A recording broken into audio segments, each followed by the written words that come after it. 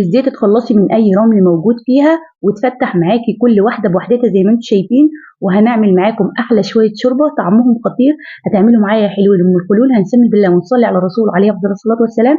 اول حاجه بتنقعيها في الميه كده، بتحطيها في مصفى وتحت منها طبق فيه ميه، وتغيري الميه ديت مثلا تسيبيها زي نص ساعه كده، وتغيري الميه 3 4 مرات.